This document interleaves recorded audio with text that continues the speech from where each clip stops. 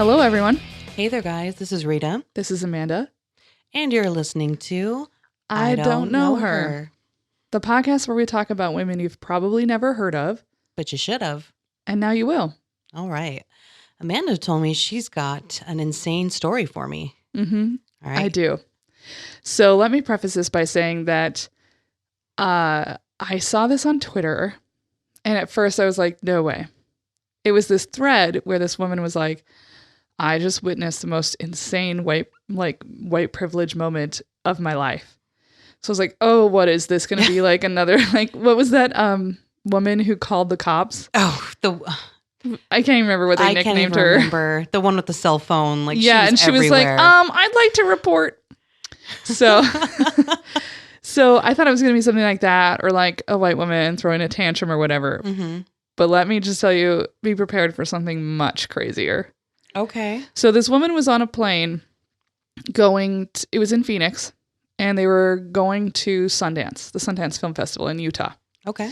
So most of the people on the flight were headed for the same destination. And this woman comes running up to the gate as they're closing the doors and is like, I have to get on that plane. And they were like, I'm sorry, ma'am, you're going to get on the next flight. Your bags are already on this flight, so they'll be waiting for you when you arrive. Mm-hmm. She would not be separated from her bag. She was like, no, you need to get me my bag. You need to get my bag off that plane. And they're like, I'm sorry, ma'am, it'll arrive before you. Don't worry about it. It'll get put in the office. You'll just be able to pick it up when you get there. And she wouldn't take no for an answer. She was insistent that she get her fucking bag off that fucking plane. Okay. So she finally did the one thing that she knew would get her bag off that plane. What did she do? There's a bomb in my bag. No, she did not. Did they arrest her then? Yeah, but once somebody says that or threatens that, they have protocol they have to follow. They not only had to take everybody off the plane, have TSA and the U.S. Marshals come, they had to shut down the entire wing of the airport. They ended up shutting down all of the restaurants in that wing of the airport, like hours. Yeah, because it's safety. Like, what if she was telling the truth? Was bullshitting. What if it was true and all of these people's safety is in jeopardy? That's right, and they have to follow protocol. So once somebody makes a claim that there's a bomb in the bag, they have to go and follow all of the procedures to make sure there's no bomb in the bag. So there was no bomb. No bomb. She just said that so she could get her bag off the plane. Wow. Is she in trouble? Yeah, because it's illegal. Yeah. It's going to say, isn't that a federal crime? Yeah, it's a felony. Yeah, for sure.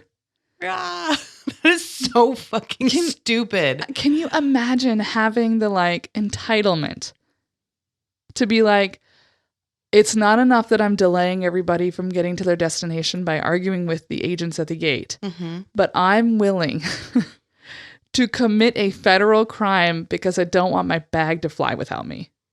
That is so stupid. I lost my shit. I was like, that's or wild. Just the privilege of not understanding the severity of saying that, being like, I can get away with it. But they calmly escorted her away and whatever. And, I don't really know because no one brown is that dumb. But I don't believe that if your name was Malik Hakim, that if you said that same thing, you'd that they were going to and thrown to the ground. Yeah, you would have people with guns coming towards you. I mean, It's just. Oh. That's one thing I've noticed is when white women are documented in situations like this, like on a cell phone video or something like that, or surveillance in a restaurant, they can get really loud. They can even get violent. They will start hitting other people, throwing things at them, and they don't get in trouble. I know. They get calmly talked down and escorted away.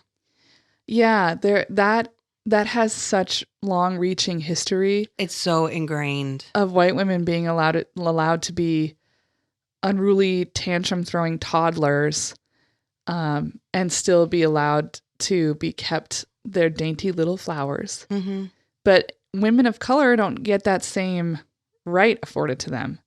They don't get to throw temper tantrums and threaten to harm or hit a service worker. Mm-hmm. And that's just not how that works.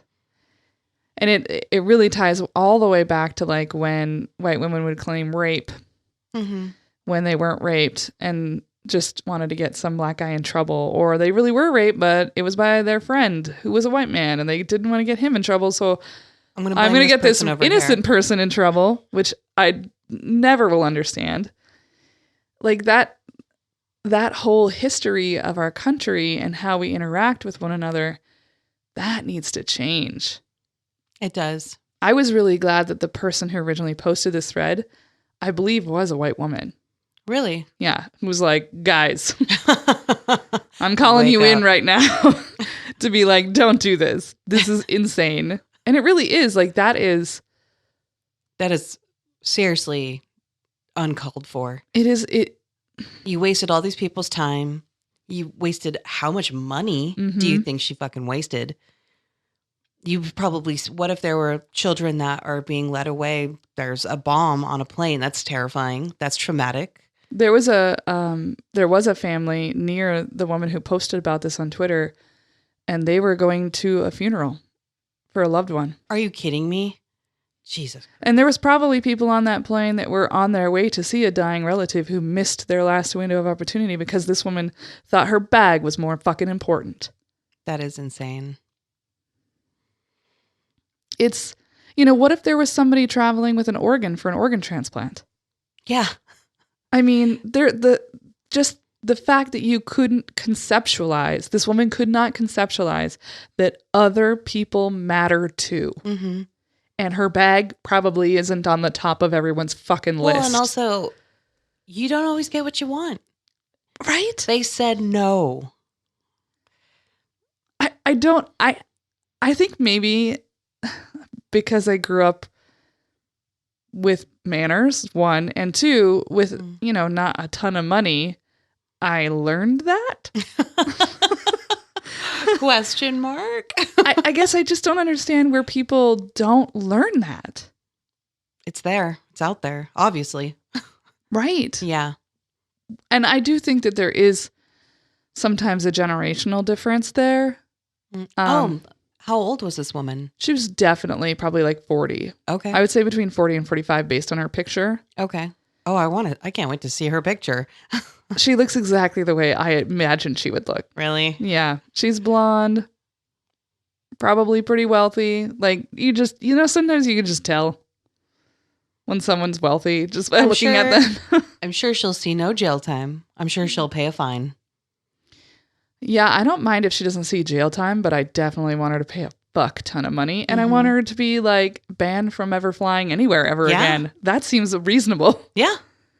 And what an inconvenience for her for the rest of her fucking life because she couldn't get her bag off the plane. Yeah. I mean, I was like, the caucasity. Yes, the caucasity of it all. I can't even wrap my brain around it. I've never personally in my long history of being in a family full of white women, never, ever have I ever known somebody who would do that. And so I can't think of like, how were you raised? Who are you? Who never said no to you? Who are you? Yeah. Like what? I can think of one person maybe who's not my direct relation. I know exactly. I got my visor on because I'm throwing some shade. I can think of one person who might pull something like that, but not quite that dumb. Not that. Because that is like a level of also stupidity that I think is just like that woman's entitlement eclipsed her intelligence. And that's pretty incredible. New heights. She wins an award. Yeah. An award for that. We should make one up so we can just put a stamp on it. Could we like deem her the Caucasity queen? There you go. Yeah. We could have one every week. Who's the Caucasity queen this week? Oh my God, maybe we should. We should have a Caucasity queen every week. to better all of the other, like, hey, white women, I'm going to call you in right now. All you come gather around. Don't do that. Don't call the cops on people minding their own business. Mm-hmm. Unless that business is like in some way harming another individual. Like if you see a woman who's very clearly not wanting to be with some man and he's yanking her around or whatever. Mm-hmm. It's a different situation. But if it's not any of your business, just keep on going. Yeah. Don't call the police, especially if they're black or brown. Don't do it. Just avoid it. That's your lesson for the week. Also, don't say you have a bomb in a bag. Don't ever say that. When you don't. When you don't. And you're just saying it to get your bag back. That is ridiculous. I was like, what was in... Now I want to know, like, what was in the bag. She put her precious family jewels in there. It better have been something expensive like a Louis Vuitton. No, I'm like, it's got to be the Hope Diamond from the Titanic in there. She found it. Because it's like, there isn't an amount of Sephora makeup that would make me say there's a bomb in my bag. Well, anyway. Okay. Did I go first last week or did you? I believe you did. I did. Do you want to go first? I will go first. Alrighty. I am a little afraid you know who this is. I'm also a little afraid that our audience is going to be very familiar with her, and then it'll make me feel dumb. Will she or will she not feel dumb? I'm going to tell the story of Anna May Wong. I don't know her. Oh, good. She was the first Asian American Hollywood movie star. Oh. And the first Asian American to have her own television show. Oh, okay. Which I thought was like way later. Anna May Wong was born, her given name was Wong Liu Song on January 3rd, 1905 in Los Angeles. 1905. Mm-hmm. She was born just a block north of Chinatown. Her family had emigrated originally to the United States via her grandfather, who moved here from Taishan, China in the 1850s. So, long time in the States. Mm-hmm. He actually started a store in Michigan Bluffs, California, where the gold rush had started. There is where Anna's father, Sam Sing Wong, was born in 1858. Okay. So her grandfather died pretty young. He was actually doing something very heroic, the opposite of the woman with the bag. He was trying to rescue a woman who'd fallen in a well, and he died. Oh my gosh. Trying to help her. And this meant that her father, Anna's father, was on his own at like age 10. Oh.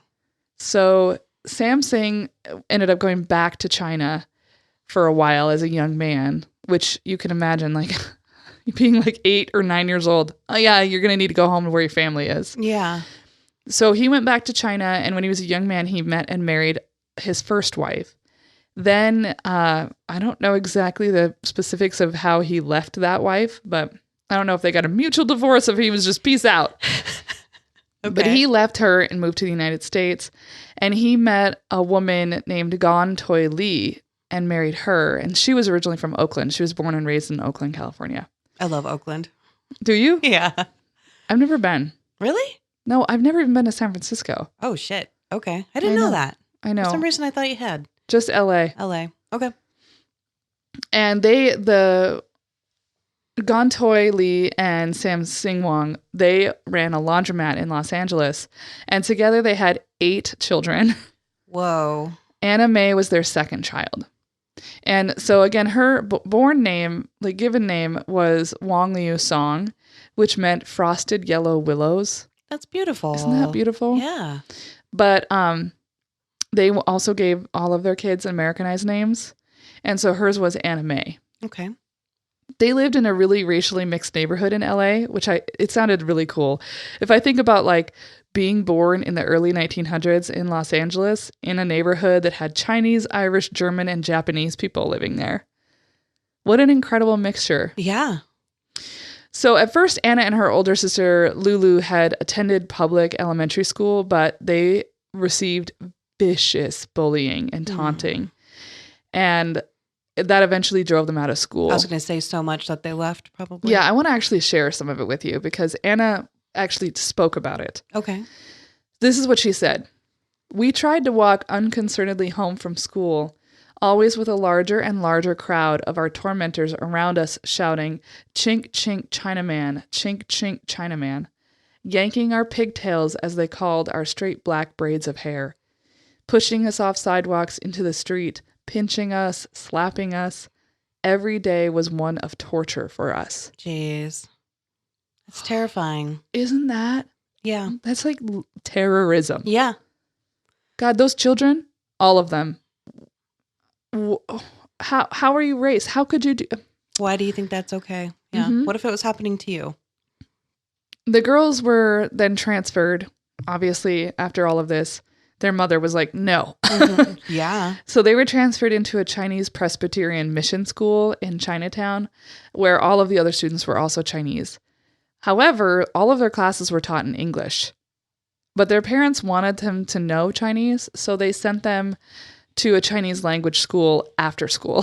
Okay. And I have a whole contingent of Russian students where I teach, and they do the same thing. They go to school all day at a school that teaches English, and then in the afternoons, they have to go to Russian school. For years, they have to go to Russian school. Wow.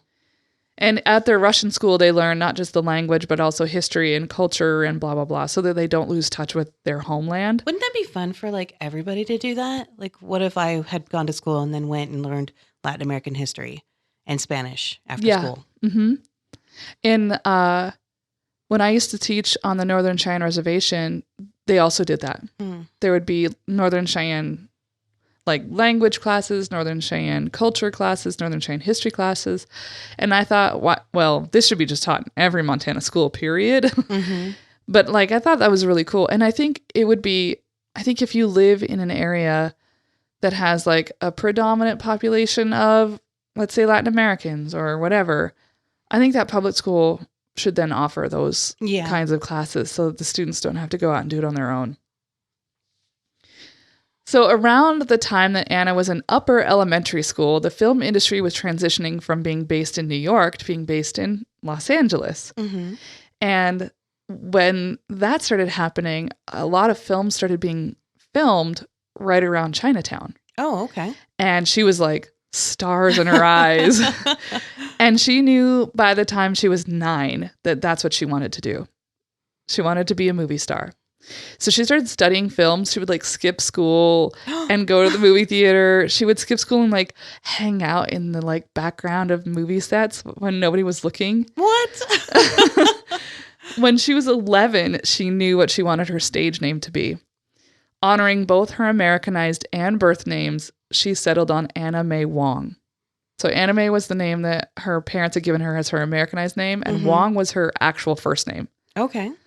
So Anna was obsessed with the film industry. She was constantly begging people to get her on set. She even was nicknamed by like people in the industry because they kept seeing her all the time. Mm-hmm. They called her CCC, or the Curious Chinese Child. Oh my gosh. One day, her father had a friend who was actually in the film industry. Okay. And one day she was like, "Will you please introduce me to the assistant director of this film that's going on?" And her father's friend did not consult with her father, nothing. And he went and asked, and it was an Alan Nazimova film. And as soon as I read her name, I was like, I know who that is. She's a lesbian. If you've been mentioned at any point as a lesbian in the whole circle of like old Hollywood, I know your name. She does. And I was right. She was this Russian actress who was, she had had an affair with like a male director, but her long-term partner was a woman. Oh, okay. So that actress was filming a movie near her house, and she convinced her dad's friend to let her on set. And she got there and they needed extras. And so she hustled her way in, huh? At age 14, got to be in her first film. Oh, that's cool. She was just carrying a lantern in the background. But I imagine she was the kind of kid who just kept doing that over and over. She was going to be in every shot possible. So for the next 2 years, she actually worked as an extra. Any chance she could get to be on set, she worked as an extra. And she was like really watching and studying what people did and how to do this thing. And of course, this is silent film time. Oh, okay. She became actually so busy with being an extra that she decided to drop out of high school in 1921 to try to actually go for an acting career. She was 16. Oh, that's young. Yeah. But here's what she thought, which I actually thought was pretty smart for being 16. She was like, I'm going to give this 10 years. And if it doesn't work out, I'm still young enough to do my thing, to do something different. Mm-hmm. And she would be right. She'd only be like 25, 26 when she finished the 10 years. And if she hadn't made a name for herself, she would still be young enough to, whatever, do what she was alternative plan would be. Mm-hmm. Within a year, she landed her first big role at age 17. Can you imagine being 17? No. She was the star. Oh my gosh. She was the star of a movie called The Toll of the Sea. It was, this is kind of convoluted. You know, Madame Butterfly? Yeah. That's the stage play that was actually like based on a short story. I don't know. Everybody was plagiarizing. So this movie was loosely based on Madame Butterfly. Okay. It was also only the second film ever released in color. Wow. So she got that under her belt too. That's really cool. And the story centered on an American man who washes up on Chinese shores and then seduces and eventually deserts a virginal young woman. So she played that role. Variety praised her as having extraordinarily fine acting.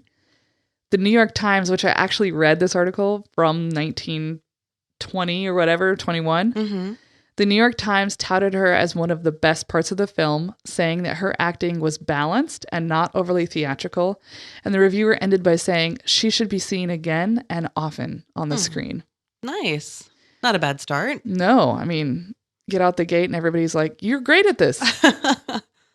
So after this success, Anna sought out the parts of leading ladies in films. That's what she wanted. But there were a couple of really big obstacles in her way. One, which is something I did not know about, it was called the Chinese Exclusion Act of 1882. I've heard of that. Is it about work? Mm-mm. The workers' rights? No. This act was law until 1943. Jeez. What it said is that Chinese and American-born Chinese people, even third generations like Anna May, were not allowed American citizenship. I didn't know that was a thing. Yikes. Like, I recognize the title of that from like Yeah. AP history. it's like but- her father was born in California. She was born in California. They're fucking U.S. citizens. Mm-hmm. Bananas. And two, and these I did know about, but I didn't really, and I did kind of understand this, but the anti-miscegenation laws. Mm. Those were the laws that were put in place to say that white people could never be romantically or intimately involved with a person of color. That's crazy. And that even extended to the film industry. You couldn't have like a white actor and another actor of color. Like even the representation of it. Mhm. Okay. Even if, and this is wild, even if like, let's say it was a film that was set in China, even if the characters were both Chinese, if one of them was played by a white person, they could not kiss on Wow. screen.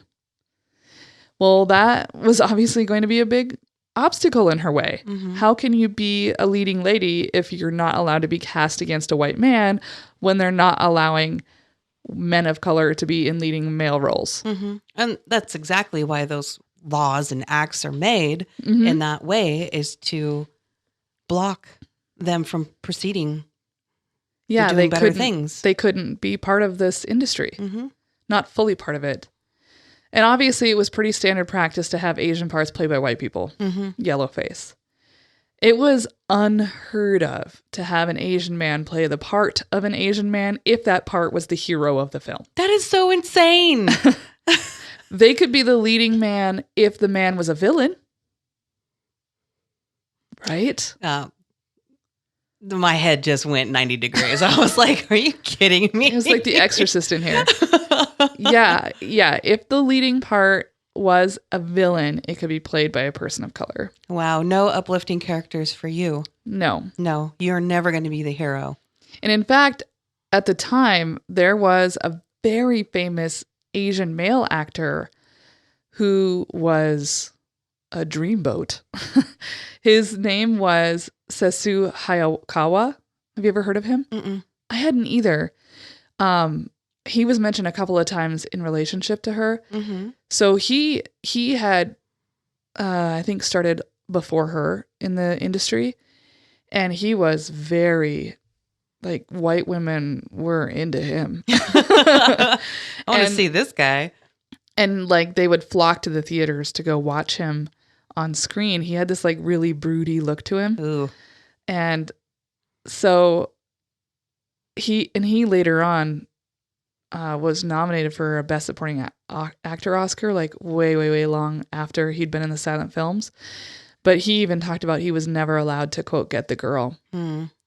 So there was no way they would ever have him and Anna May be in the same movie together as the leading roles. It was just crazy. Not going to happen. So they often had to be in either supporting roles or roles that were villains. Mm-hmm. So Anna May was like, okay, I'm going to throw myself into these supporting roles and I'm going to prove to them how amazing I am. And then eventually they're going to let me be a leading lady. In 1923, she starred in the director Todd Browning's movie called Drifting. And she played the part of an exotic concubine. Okay. Yeah. It's a part. And apparently she had an affair with the director, Todd Browning. And when I thought about that, I was like, because then it followed up with saying it was a scandalous relationship because it was interracial. Yeah. And she was underage. I was like, I don't really think that's an affair then. That feels a little icky to me. It feels a little icky, like you're her boss. Yeah, and you're her she's boss. 17. Yeah. She's a teenage she's girl. She's a girl, a young girl, impressionable. So I didn't really think that should be called an affair. No, I don't think that's an affair so much as sexual harassment. Yeah. In 1924, she was 19. She played a dragon lady in The Thief of Baghdad. So I had a pretty good idea that I understood the definition of a dragon lady because I've heard it as a stereotype in literature and whatever, but I wanted to make sure I got this right. Okay. So a dragon lady is the stereotype of East Asian and occasionally South and Southeast Asian women as strong, specifically deceitful, domineering, and mysterious. Okay. So they're basically like liars who manipulate. Okay. And so that's what she played as a fucking 19-year-old. Jeez. In The Thief of Baghdad. But that movie made more than $2 million. Wow, that's a lot of money back then. That's a fuck ton of money. It's 1924. Yeah. And that made Anna May Wong a pretty recognizable actress at the time. Having made a decent amount of money, though obviously paid less than her white counterparts, she was able to move out of her family's home and get her own place. And she also started to really develop her own sense of style. She was super into the flapper look, and she just sort of ran with that and became like a style icon. She was very well dressed all the time. And she was really smart about that because dressing in the flapper style was uniquely American. Mm-hmm. And she was really pushing against this idea that she was foreign. Mm-hmm. Because she's not foreign. She's an American citizen. She was born in the United States. But people perceived her as being Chinese. Yeah. Well, people see they see the other, and they think you had to have come from somewhere else. I've been, I would say, more than 10 times in my life asked when did I get to the States? And I was like, I've never left. Well, if you count my embryo phase, never. Never. Yeah, well, and she also, like, she'd never been outside of the United States. Like, she's an American through and through. Yeah. But that's not obviously how white people perceived her. Mm-hmm. So this is pretty incredible. So that year that she was in that really big film, made a lot of money, she decided to create her own production company called Anna May Wong Productions with a business partner, making her one of the first Asian American women to have her own film company. But my best guess is that Esther Eng, who you covered on the very first episode, was probably the first Asian American woman who had her own company. But I couldn't quite tell. The timelines, yeah. It was probably either like similar, like close together, or Esther was a little bit ahead. Unfortunately, so Anna May really had this grand plan that what she was going to do is she was going to make these filmed adaptations of Chinese myths, and then she'd be able to star in them, and they would be more positive portrayals of Chinese culture. I'm assuming the partner had the money, because I was wondering, she had money too from herself? I mean, that film made $2 million. True. So she had a decent amount of money with her, but and she got paid for all of those extra roles and stuff like that, and the Toll of the Sea, she got paid for that, and she still lived at home, so she wasn't spending a lot of her money. Very true. So she had gone in with this, and they didn't say who this person was. I'm assuming it was a man. And they had gone in on this business together, but he was obviously shady, and he stole the money. No. She had to dissolve the business and sue him. Fuck. So she didn't ever get to make her films that she wanted to make. So she went back to playing supporting roles in movies. This is really interesting. She played Indigenous Native girls in 2 different films. Okay. Like, if you see her, you're going to be like, no. How? She is like this porcelain, fair-skinned, beautiful woman. Like, she looks like a doll. Like, she is so beautiful. She looks like she looks like she should have been a model and an actress. And she was just tall, so tall, thin, I think you have a crush on her. Oh, I could not stop looking at her. I got so distracted when I was trying to do her stuff because I kept looking up her films and watching them because I liked watching her on screen. She was really beautiful and just captivating. So to have her play, like, she just didn't fit the role. Yeah. But, again, they didn't care.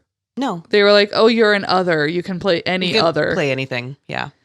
She also played Tiger Lily in Peter Pan. And now this is the word that was used at the time. I don't even understand what this means necessarily. Okay. An Oriental vamp in a movie called 40 Winks. Okay. Vamping, a vamp is like sexy. Yeah. Yeah. Oriental vamp.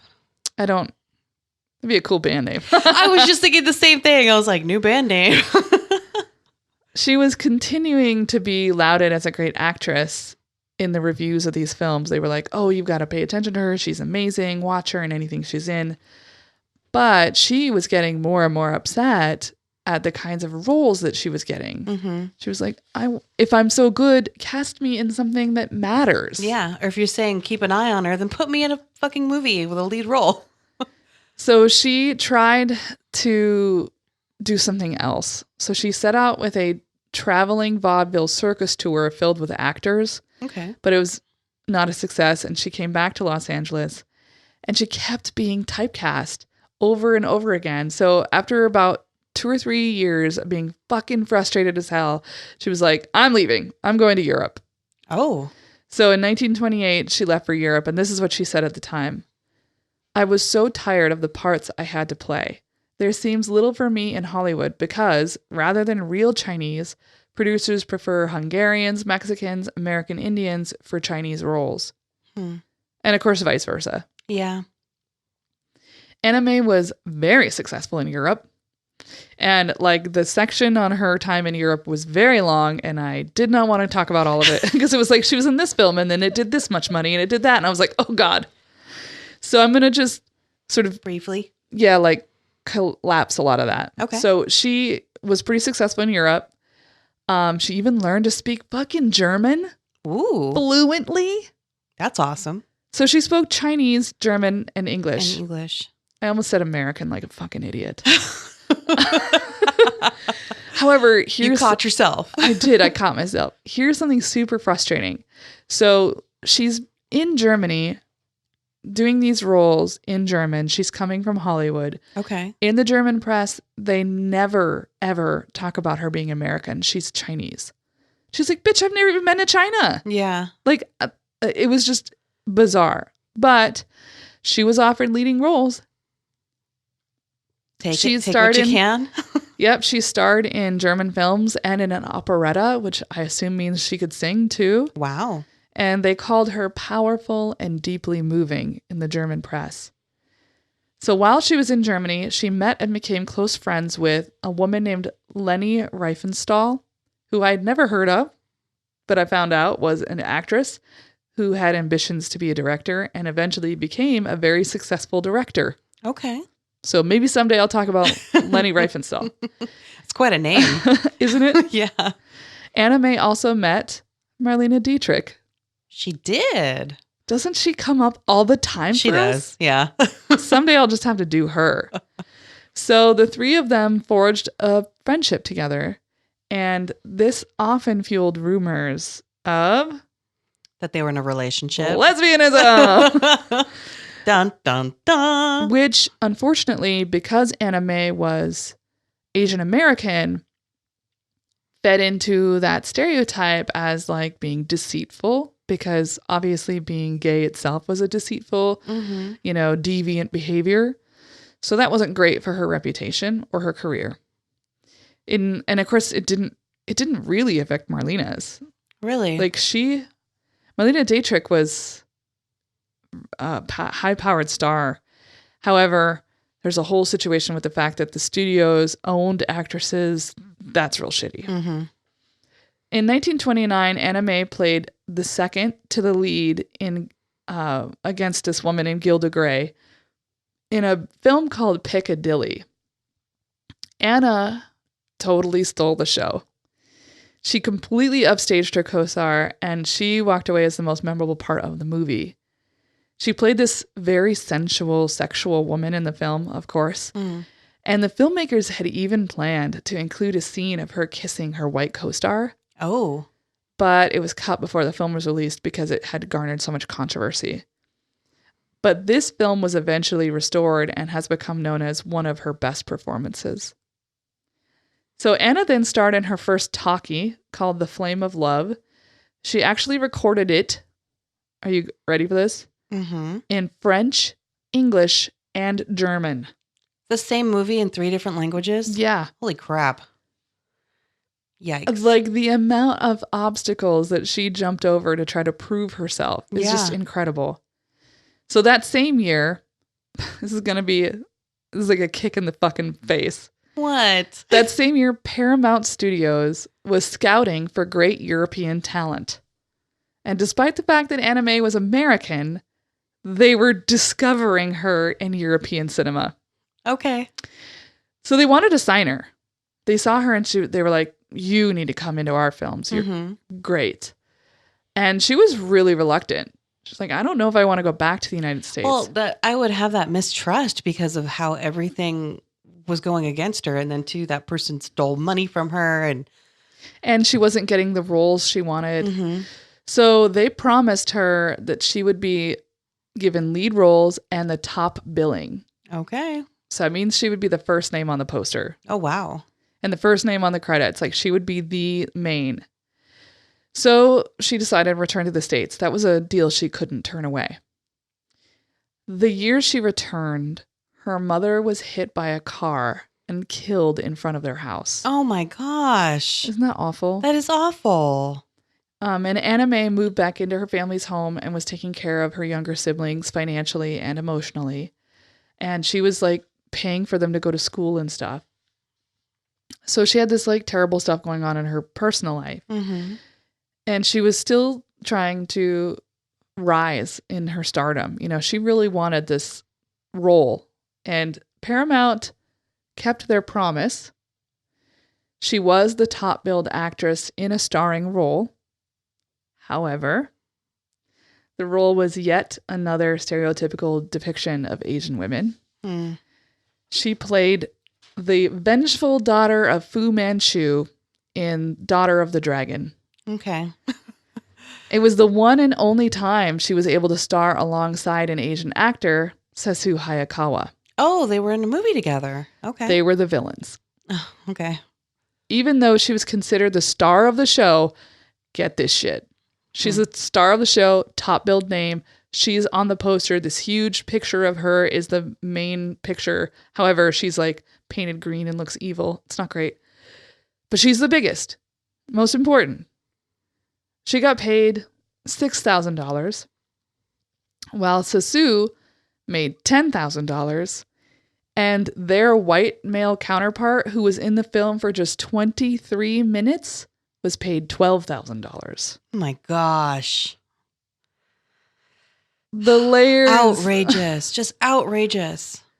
That they don't even value you. Why make her top billing and then not pay her top pay? Yeah. I mean, this is still the problem in Hollywood today. That's Absolutely. why, Michelle Williams is like out there talking about equal pay, because actresses are still getting totally fucked over. Mm-hmm. And in fact, the reason why Michelle Williams is the one who's talking about that shit is, did you ever hear about that story with her and Mark Wahlberg? Yeah. How much less did she make than him? Free. So they had signed up to play these roles. They got paid their paychecks, and then they had to go back and do reshoots. And I think it was because one of the co-stars died. Okay. I can't remember what had happened exactly. And they had to reshoot some of these scenes. Michelle Williams went back and did it for fucking free because they didn't tell her they would pay her anything else. Mark Wahlberg got like $10 million. Jeez. What the fuck? No, thank you. So long history of this idiot shit. Yeah. Nonetheless, She persisted. yes, she did. And Anna May was actually fairly famous as an actress. She's regularly working in big films. She's got top billing. So she decided to use her fame to bring attention to some issues that she cared about. One is that at the time, Japan was aggressive towards China, was like invading, and there was lots of shit going on. And they had invaded Manchuria at the time, and so she was very critical of Japan. So she had come out publicly and was really talking about that. And she was also coming out publicly and like writing articles and doing interviews to talk about the negative stereotypes of Asian people in films. Mm. And she said this, which I think is brilliant. Why is it that the screen Chinese is always the villain? And so crude a villain. Murderous, treacherous, a snake in the grass. We are not like that. How could we be with a civilization that is so many times older than the West? Mm. Mic drop. Yeah. That reminded me of that thing that Elizabeth Peratrovich said. If you're so civilized, you've got so many years of civilization, then how come you're treating us this way? Right? Her next role would end up being one of her most famous. In fact, I would say the most famous role she ever had. She starred opposite Marlene Dietrich. She played the part of a Chinese sex worker. They were both sex workers, to be fair. Okay. Marlene's character was too. Her nickname was Shanghai Lily. Oh. I know, I'm side-eyeing that racism right there. But Anna played the part of a Chinese sex worker in the movie that they were in together called Shanghai Express. It all takes place on this like train. It reminds me of that movie. What is that movie? I don't know. I don't remember. Just did a remake of it. It's like the Oriental Express. Is that what it's called? Maybe. I don't know. And I'm not sure if this is the same as that one because I've never seen any of those versions. I've heard of Shanghai Express. Yeah. Because it was also called the Oriental Express, right? Are they the same films? Maybe. I don't know. I don't know. Obviously, I don't know. But I wouldn't be surprised if it was originally made with Marlene Dietrich and Anna May Wong and then remade again in like I think that was like the 50s and then it was remade again. I wouldn't be surprised. So they're in this movie together and I'll tell you what, I'm going to show you a scene later after we're done recording because the sexual chemistry between Marlene Dietrich and Anna May Wong was enough to get my entire body lit on fire. I was having a moment. Hot flashes. I rewatched it fucking 6 times, I think. So it's actually widely thought, like at the time and even now, that Anna May Wong, just like she'd done before, totally upstaged Marlene Dietrich in this film. Although I haven't seen the whole film. I found it online. You can watch the whole film. but it was like an hour and 46 minutes. And I was like, I don't have time for that. Someday I'm going to watch it though. I'm going to share though a little, obviously that sexual chemistry, by the way, didn't help the whole lesbian rumors. Yeah, if you're trying to cool it down, don't turn it up. The fact that everybody in the fucking 20s was talking about their sexual chemistry, I think is pretty clear that they had it.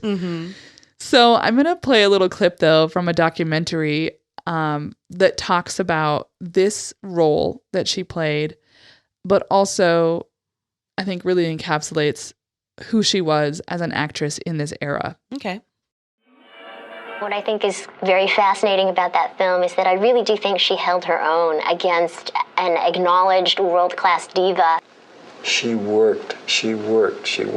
I think the best word for Anna May Wong is she earned her position. She earned it the hard way. That's why she survived as long as she did. And she came into a community. It wasn't striving, let's find a Chinese lady and make her a star. Anna May Wong created a desire for Paramount to have a Chinese leading lady. She did it herself. You're right. She's beautiful. Right. Yeah. Oh. I love that idea, though, that she did it herself. They didn't know they needed her. She made sure they knew. So this role that she played in the Shanghai Express, it did make her a lot more famous because she was alongside Marlene Dietrich, who was then probably the most recognizable actress in the world. But also, over the years, Anna May Wong had gotten some pretty negative press in China. Okay. Because she often played these roles that were like villains or sex workers or things like that, or overly sexual women. And that really went against the cultural norm in China. And this film really didn't help because she was legitimately playing a sex worker alongside another sex worker, being very sexual. Yeah.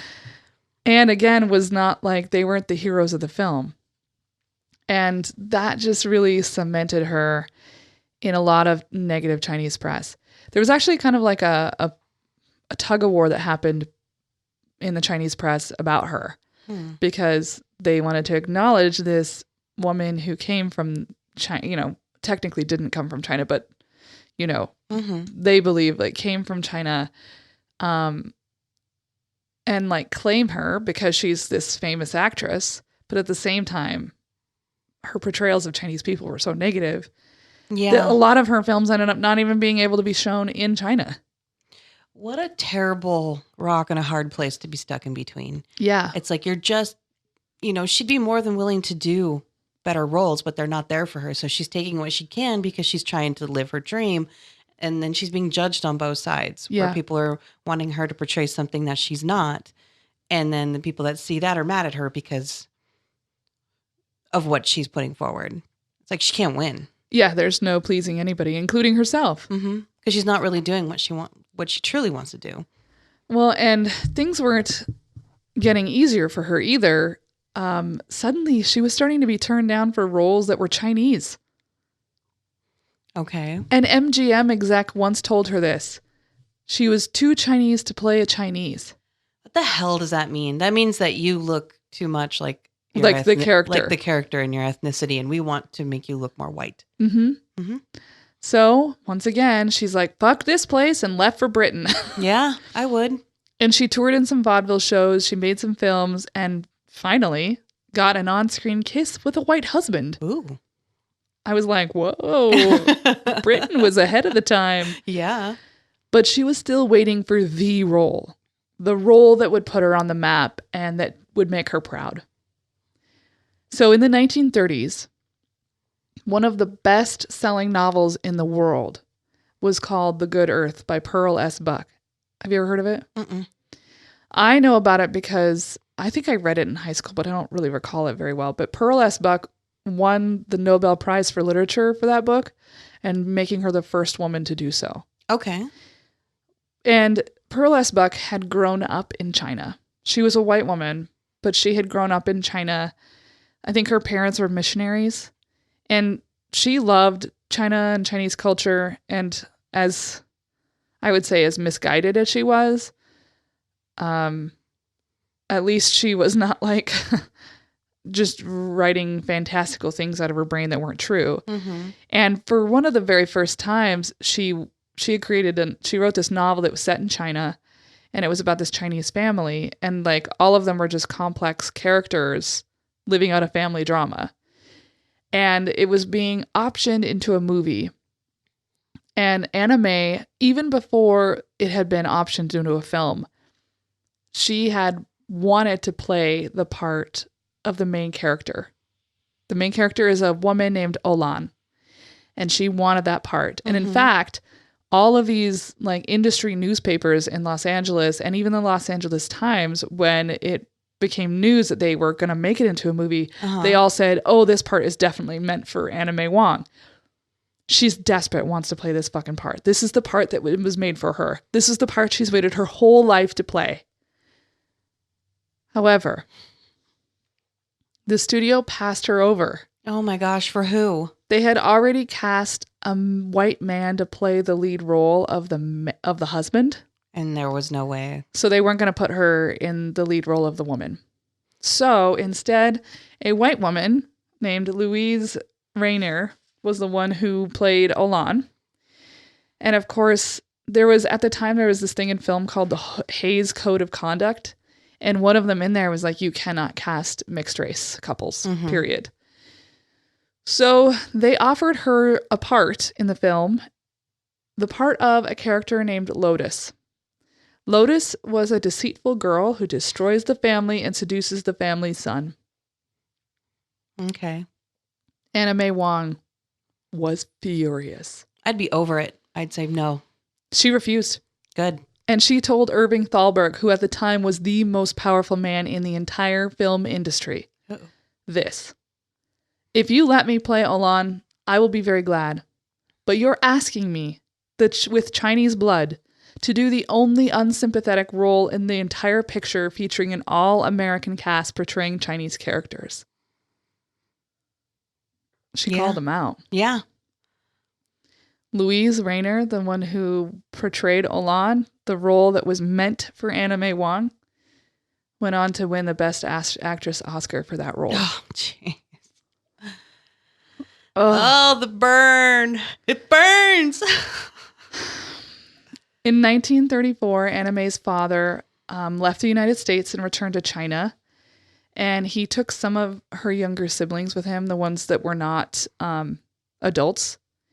And after the devastation of having lost this part and her family is living in China, she decided that for the first time she was going to visit China. And she ended up on her trip, she would write articles for American publications as she traveled because they were very interested in hearing what she had to say about being in China. Mm-hmm. And the Chinese press, because of their history with her, alternated between treating her like royalty and slamming her for her everything, for the fact that she spoke in a Taishan dialect, which was very different from Cantonese, her lack of a husband, and her status as an independent woman. They didn't like any of that. All dangerous things. There was also a documentary crew that followed her around and filmed a lot of her interactions. Oh, that's cool. Yeah. What's really cool is that footage was later made into a documentary that aired on American television in the 50s. Oh, that's really cool. So I'm actually going to share a clip from the documentary that aired in the 50s. So this is going to be footage of her visit, and she's going to provide the narration on what's happening in it so that everybody at home can hear her voice, because her voice is not what I expected. Yeah, it's really sexy. It is it's sultry.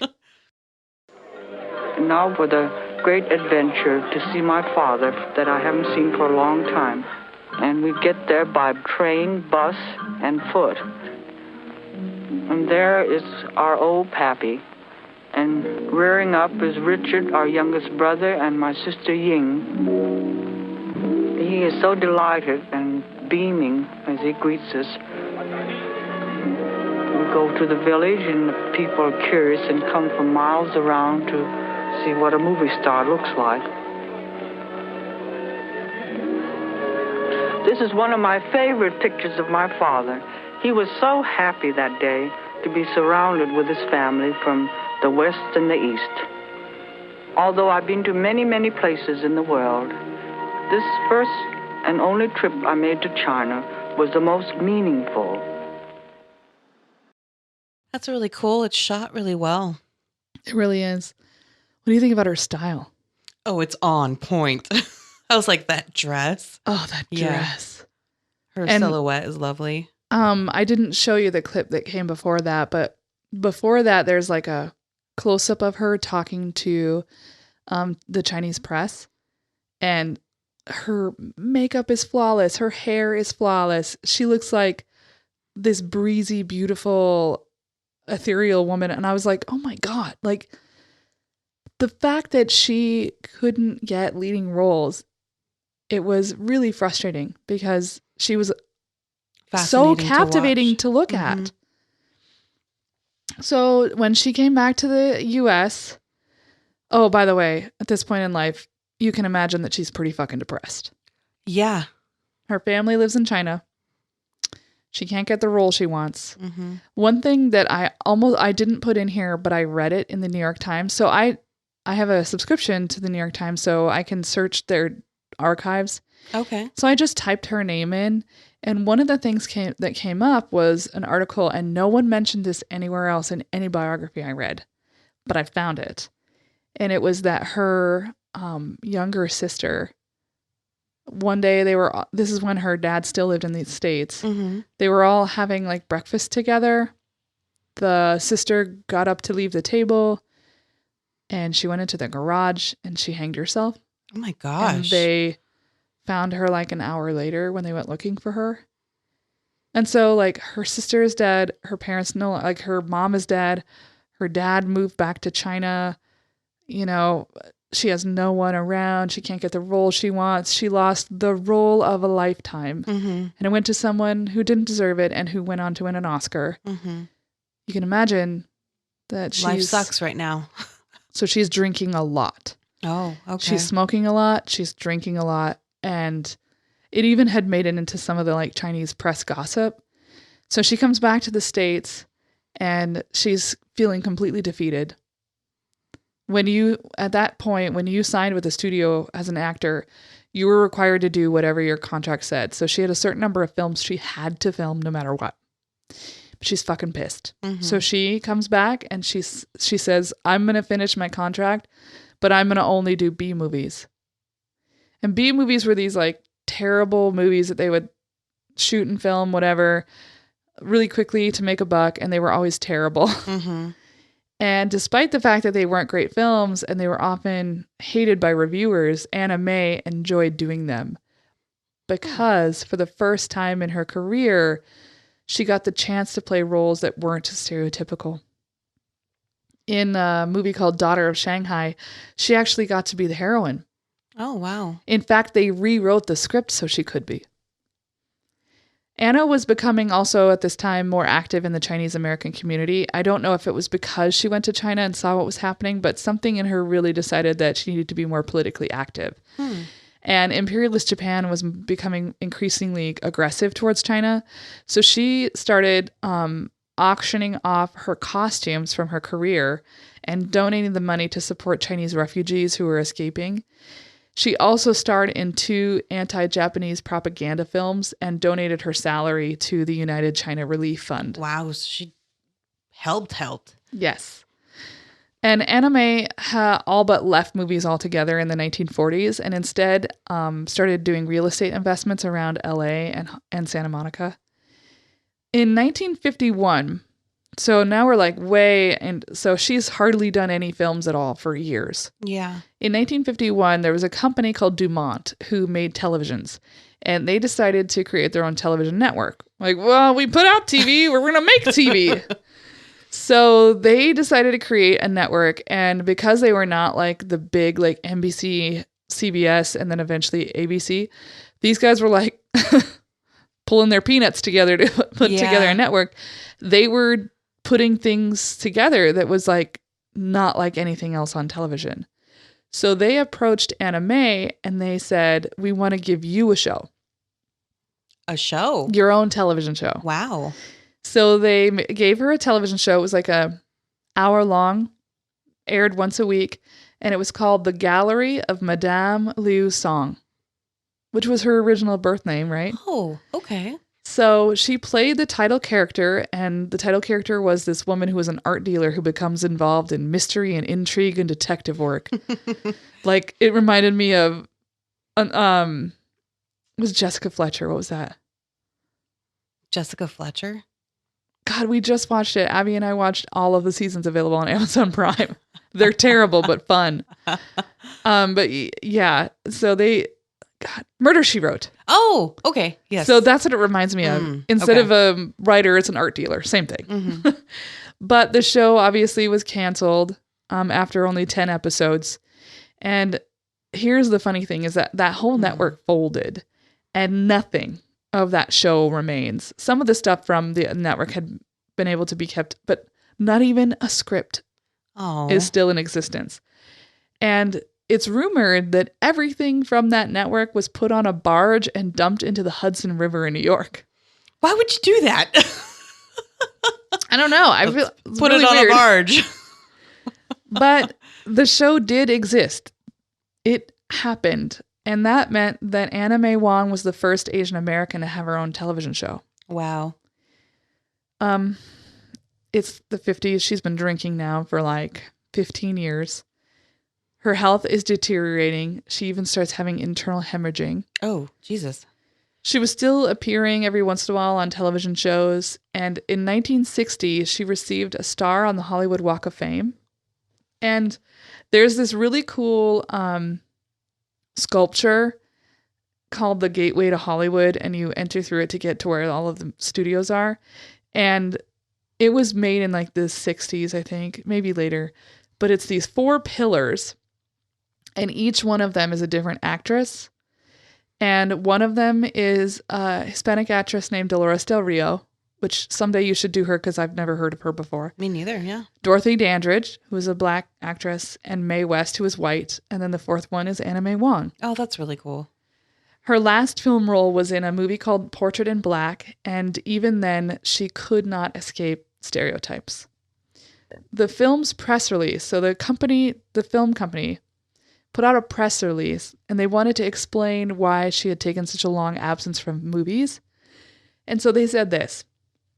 They said that her father had passed down a Chinese proverb to her, and it said, "Don't be photographed too much or you'll lose your soul." Okay. Which has also been attributed to Native Americans. I mean, it's just one of those like dumb, whatever. Yeah. So Anna May's last role was supposed to be in a film adaptation of a Rodgers and Hammerstein musical, but she had to turn it down because her health was failing. And she ended up dying. Anna May Wong died on February 3rd, 1961 at the age of 56. Whoa, she's really young. Yeah, she died of a heart attack with complications due to alcoholism. Many of the obituaries written after her death included that fucking quote from the film company that they sent out in that press release. Wow. Which is why I was pissed. Mm-hmm. Even in death, she couldn't fucking escape get away it. from it.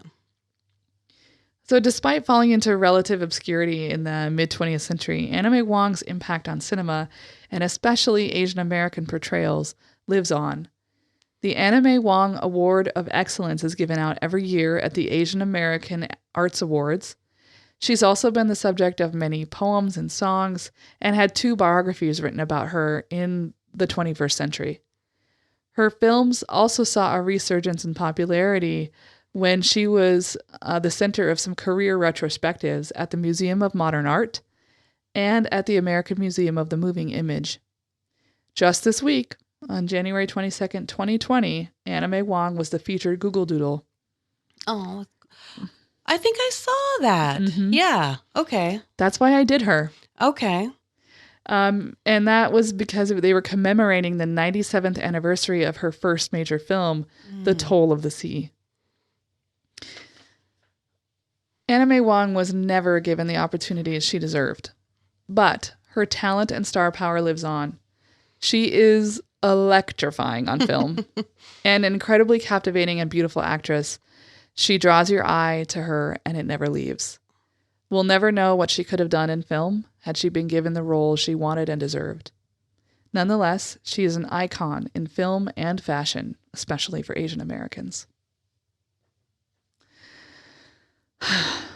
I'm so sad for her that she never got that role. Sad for her. Yeah. I got a lot of stuff from Wikipedia because it was really well done, and I ended up pulling a lot of the sources that they went to. I went to those as well. I also used the National Women's History Museum. The New York Historical Society Museum and Library did an exhibition called Chinese American Exclusion and Inclusion, and there was a piece on Anna May Wong. I used the piece from that documentary, those 2 clips. It was called Anna May Wong in Her Own Words by a filmmaker named Yuna Hong, and it was on the YouTube channel Women Make Movies. The British Film Institute, there was an article by Jasper Sharp called A Celebration of Anna May Wong in 6 Films. There was a really incredible article by a writer named Nicole Chung for Vulture magazine that was called The Search for Madame Liu Song, which was the TV show. Mm-hmm. This woman was like bound and determined to try to find something, but they couldn't. She couldn't turn up anything. And I also used her New York Times obit from 1961 and a New York Times article from 2004 called A Dragon Lady and a Quiet Cultural Warrior by Leslie Kamhi. Wow, what a life. I know that one was long. I'm sorry. No, it's okay. I think she deserves it. I wanted to have justice given to what she had done. Yeah. And, we're going to see, Abby and I are going to go see Margaret Cho soon. And I remember when Margaret Cho got her sitcom. She was the first Asian American to have a sitcom. That show was awesome. I know. It was very short-lived, but it was one of my favorite shows. I still remember everything about that show. I loved that show. Mm-hmm. And to find out that there was another person who came before her really blew my mind. I just didn't know. Yeah. Even now, the amount of Asians that are represented in Hollywood, so small of a percentage. Yeah, actually, I was going to include this, but I ended up not. I found an article that was when Lucy Liu was getting her star on the Hollywood Walk of Fame. She talked about Anna May Wong and her legacy. That's really cool. In her speech. Yeah. All right, who do you have? A very fun person today, and it's okay that yours was long because mine's a little short. So all right, well, we're good compatible today. Dieynaba Sidibe. I don't know her. She's an artist. She's a slam poet and Senegal's first graffiti artist. Ooh, from Senegal. I love this. I have a friend who was from Senegal. Oh, you do? Well, he actually passed away a few years ago. Okay. He was in a car accident. Oh, I think I remember. Yeah. In fact, it was just the 10-year anniversary the week before Christmas. Oh, wow. Well, Dieynaba was born July 2nd, 1990. So you remember 1990. Oh, I was 7, yeah. So this person is younger than me. Okay, cool. I'm going to feel really accomplished now. She was born in Dakar, the capital and the largest city in Senegal. From a very young age, she said she loved painting. Her parents would give her like little allotments of pocket money to like play with or go buy snacks or stuff. She wouldn't do that. She would go and buy art supplies. I love that. Yeah. Art wasn't something that her parents thought that she should get into. They thought it was kind of like a pastime, like a dilly-dally. Like they wanted her to focus on a direction, something more professional of what they thought. It's not a real pursuit. Yeah, it's not a real job. One day she came home and she was really shocked and sad, and her mom had thrown away all of her art supplies. No. Yeah. Yayoi Kusama's mom did that too. I don't understand. These moms. Support your kids. Yeah. And so her mother didn't believe that women should paint. She thought it was distracting her from her studies. And she wanted Dieynaba to be a doctor. Dieynaba said after that, it was a war. And for years, she went against her parents' wishes and she continued to follow her passion. She kept buying supplies. She kept drawing. She kept painting. She didn't put it down. So looking back on that now, Dieynaba says Society has created a place for women, and when you try to go outside of that, then there's a problem. Mm-hmm. So despite the pushback, she continued painting, and she happened to upon a documentary that it was about graffiti and graffiti artists, and it really intrigued her. She really liked the style and the design of graffiti. And after turning 18 in 2008, that's the year my son was born. That's the year that I met Abby. Oh, geez.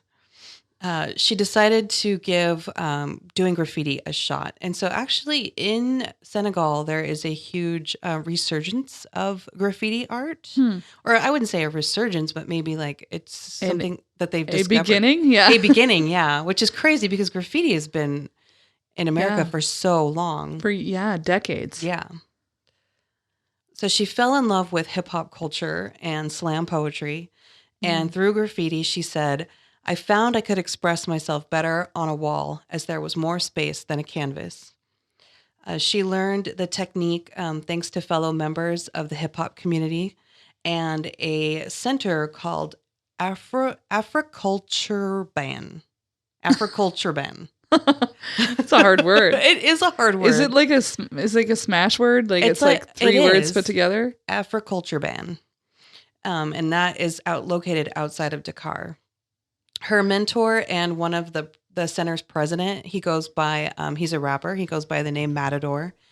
He said upon meeting her and like her coming in and having an inquiry about this art and about slam poetry, he said it was a little surprising because she was a woman. And it was new to me because for 20 years, the only women that had come to the center were just more interested in the slam poetry. They weren't interested in the graffiti. Oh, okay. I was like, there wasn't ever a woman who walked in the place? What the hell? I see. So Matador thought her interest in learning graffiti and her desire to break barriers for women in street art was a good thing. He knew that she was going to bring something different, and he knew that it was something that men could not bring because they didn't see the world from her point of view. Yeah. So in West Africa, graffiti is an art form frequently used as a tool to express social change. And Dieynaba felt she had a lot to say about being a young woman in Dakar. She signs her work with the name Zenix. It's spelled Zeinix. Huh. And she describes her work as feminine, vibrant, and very hectic, which I feel is women in a nutshell. I like this idea of being hectic. Yeah. That's an interesting adjective. I kind of was a little like, I was wondering like what she meant by hectic, but like taking a look at her work, she shows movement really well. I don't know if that makes any sense. Yeah, I was wondering if what she means by that is that there's like frenetic energy to it, or if she means chaotic. Chaotic. It 'Cause just it could looks be either. energizing. Interesting. I'm looking forward to seeing what it looks like. She says that she cannot define herself between what is called wild style and a borrow style. So I looked up what these are because, of course, I was like, what is this? I don't know. So wild style is a type of graffiti that is interwoven and overlapping letters. Okay. It's very intricate. Very and, common. Yes, and it's really hard to read if you're not part of the graffiti culture. I've seen stuff like that before where you're like, what the heck does that say? Yeah, it's a lot of times on the trains that come through here. Mm-hmm. And the borrow style is more of the big rounded letters where they make it look almost like shiny, like a car with those big bursts of light. So borrow style is a little bit more laid back. And the wild style obviously is a little bit more intricate. The artists that have been doing it for longer are the ones that do more of the wild style because it's really hard to do. So she said hers is kind of, she plays in between both styles. I didn't know that there were styles of graffiti, by the way. There's like 10 different styles. As soon as you said that, I'm like thinking about things I've seen and I'm like, oh yeah, those are different. I'm not really, hanging around with a lot of graffiti artists. So yeah, I don't have, really but know. Running, I see a lot. Mm-hmm. So like there's this person, I have no idea who the artist is, but they do those owls around town. Oh, Have you seen them? They're like, are they the ones that are on a little branch? Those? Or no? I'm not sure. One of them was you and I were at the Garland Street Fair once, and there was one that was in sidewalk chalk on the ground. Oh, okay. And there's one painted underneath the Sunset Bridge. Oh, cool. So if you're running on the trails by Latah Creek, and by the park there, you can see this incredibly vibrant purple owl. And every time I run, I just stop to admire that owl. And I think that they've put owls somewhere else too. Anyway, it's really cool. And I've always wanted to know, like, who is that? Who made this? Like, do they have work somewhere? And usually these artists too don't use their real names because it is illegal. Yeah. In most places. And they do their tag name or their signature. Also, like the really quick graffiti that's just like looks like garbage. Yeah. Those are called burners. I didn't know that. Yeah, I've seen those, obviously, especially on trains. Yeah, the really quick ones that are just junky, they call them burners. Interesting. Yeah, so there are different styles, which if you want to look them up. I'm curious now. This is a quote from her. She said, "I want to express many things. The difference between painting graffiti and painting on a canvas is when I painted on a canvas, it was just because I wanted to paint. But now with graffiti, I'm more into social messaging. Mm-hmm. Women are marginalized in society, and I think my art can help people understand." So Dieynaba goal for her work is to show solidarity for women. Nice. She said, because we're all fighters. Women are fighting to be free, to do what they want, to do what pleases them, to be paid equally to men, and to follow their passion. Yes, absolutely. Yeah, she's so inspired, and she's so young too. So I like that she has such a concentrated goal as an artist. She also dived into slam poetry, writing feminist themes, and it reflects the imagery that she uses in her art. And in Senegal, they speak French. Yeah. So is that what she does her poetry in? Mm-hmm. Okay. All of her interviews. So then I won't be able to watch her. All the interviews that I watched of her, everything's in French. Speaking of French, do you know how much shit I got for our episode in Eugenie? Oh, yeah? Yeah, because the one fucking word I didn't look up how to pronounce because I thought I knew how to pronounce it, I pronounced wrong the entire episode. What was it? I said lion, but it's Leon. Leon. Who gave you shit? Oh, our editor, Lucas. Thanks. My wife. Others. That having like friends who've texted me being like, really? I was like, it's the one word I didn't look up. Okay. I thought I knew how to pronounce it. So sorry, everybody. Her face is turning red. Fucking pronounced Leon wrong. You're funny. So Dieynaba has had some pushback from a few men in her group, thinking that she doesn't belong there. Of course, there's always going to be a couple of those. She'd be working on walls sometimes when she was kind of first getting into the game, and men would come up to her and remark on her work or remark about her, what are you out here doing? She said overall, though, that most of her community that she surrounded herself with, the men have been very accepting. They've been helpful, and she's formed some pretty good friendships, which is awesome. She feels that since she won the battle with her family, because her parents now do support her as an artist. She said she'll win this battle over people saying that she doesn't belong there. She's not even worried about it. Yeah. She's like, whatever, I'm doing it anyway. Yeah, once you get your family on your side, that's really, that's all you really want. Yeah. You want your validation from the people closest to you. So through her work, she's decided that she wants to battle for all women. In her work, she has highlighted subjects such as salary inequality, care for the environment, women's rights. And she's also part of a global campaign called Poverty is Sexist. And it's a global campaign of uniting all people to recognize the disadvantages towards women. Yeah. And also that poverty is super sexist towards women. And it's a women's issue. Exactly. Women are inherently more affected by poverty. Mm-hmm. And also it brings attention to the disadvantage that we have as a society when you limit what women can do. Yeah. So it is a hashtag, which is poverty is sexist. There's also a website where they have a global letter that you can sign, and you can sign up for their newsletter. Her latest endeavor is a collaboration with the UN Human Rights Regional Office for West Africa in Dakar to celebrate the 70th anniversary of the Universal Declaration of Human Rights. She's been invited to paint several pieces dedicated to the survivors of torture on the walls of the African Center for the Prevention and Resolution of Conflict. She was also offered and now is the director of communications for the Afroculturban Center, where the center that helped guide her artistic journey. She works there now. That's really cool. Which I feel she's going to bring more women into this.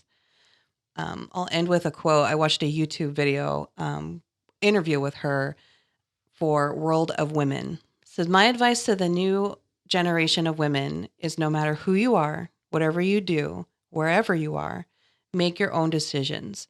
Don't let other people decide for you what you need to do for you. Work remains to be done. The fight will always continue." Very cool. I like that a lot.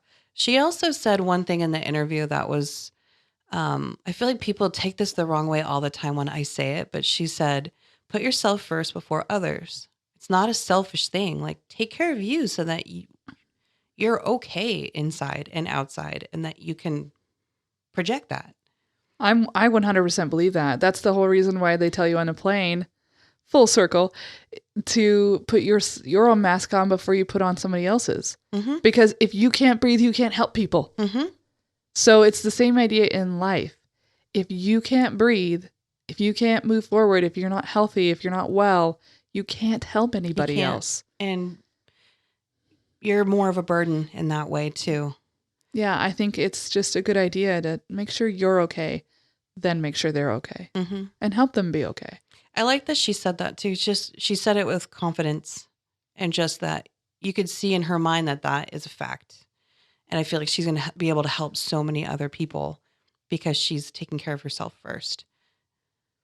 There is a little spot on Rejected Princesses about her, campus.one.org, takepart.com, and then I got a lot of information from the United Nations Human Rights website about her, and a little bit from Wikipedia about the graffiti, because I was like, I don't know what wild style is, but now I get it.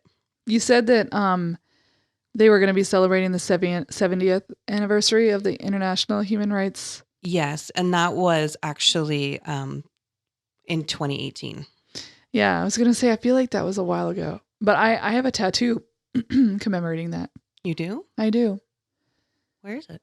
It's on the top of my back. Oh. And it says, "Know your rights." Awesome. Yeah.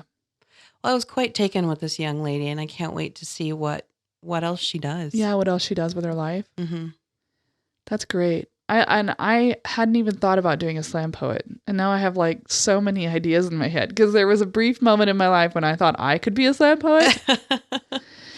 Wasn't my best look. I am a little like foggy on what exactly is slam poetry. Well, it depends. Some people think just straight up spoken word poetry is slam, but technically that's not it. Slam poetry is like you go to competitions. A lot of it's impromptu writing, and you have to listen to what the other person says, play off of what they say. And it's like a rap battle, but done in poetry. And there's usually like rules and also social, like a lot of social movements get brought into it.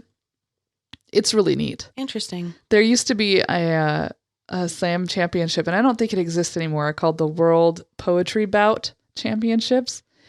And two of my favorite poets, who I don't know if they're both bad now, but Saul Williams, who I loved, who's a Black poet, and Sherman Alexie, who's a Native American poet, and he's from this area.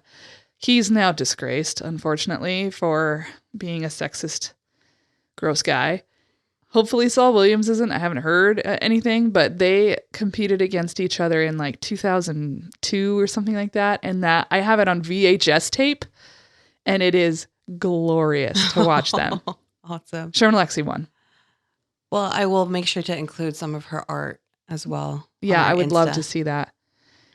And I hope everybody visits bestof.inlander.com if you live in Spokane to vote for us for best local podcast, please. Tell your friends to vote. We are thirsty for that. I want that little plaque. Amanda wants it hard. Yeah, and there's also like a little like award ceremony that you get to go to. Oh yeah, that's right. I want to go. But in any case, if you have a moment, you live in this area, please go to bestof.inlander.com and vote for all of the wonderful things. You could even vote for Rita under Best Mixologist. I did. And I want to thank our editor, Lucas McIntyre. Thank you for all your work that you do for us. And also thank you to Jennifer Finch From L7. for our lovely theme music. We'll see you next week. Thanks for listening, guys.